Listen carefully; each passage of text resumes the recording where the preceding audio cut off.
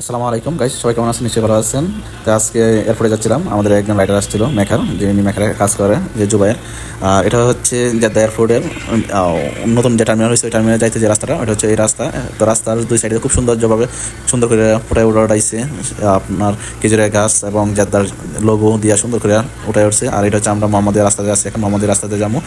মোহাম্মদের রাস্তা দিয়ে গেলে অনেক টাইম লাগে, আর কারণ এয়ারপোর্টের এটা হচ্ছে আপনার টার্মিনাল হচ্ছে নর্থ টার্মিনাল, আর এখান থেকে গেলে কাছাকাছি বিমান দেখা যায়। আর এটা হচ্ছে হজ টার্মিনালের উপর দিয়ে যেতে হয়, যেহেতু নর্থ টার্মিনালে ও নামছে, তাই ওকে নর্থ টার্মিনাল থেকে রিসিভ করবো। এটা হচ্ছে নর্থ টার্মিনাল দিয়ে যাওয়া লাগে। তো এটা হচ্ছে ওটা হচ্ছে হাজি টার্মিনাল। আর এখানে দুই পাশে যে সৌন্দর্য করে ওটা রাখছে, গাছগুলো এত সুন্দর সুন্দর দেখা যায়।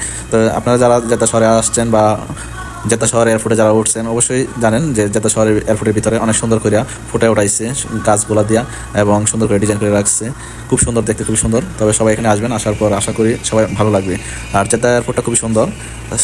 সৌদি আরব রিয়াদের পরে হচ্ছে জেদ্দা এয়ারপোর্টটা। আর মূলত এখানে সবাই আসে, যত হাজিরা আছে বিভিন্ন কান্ট্রি থেকে আসে নামে, সবাই মূলত আপনার জেদ্দা এয়ারপোর্টেই নামে। তারপর এখান থেকে মক্কায় চলে যায় হজ করার জন্য, উমরা করার জন্য এখান থেকে সবাই চলে যায়।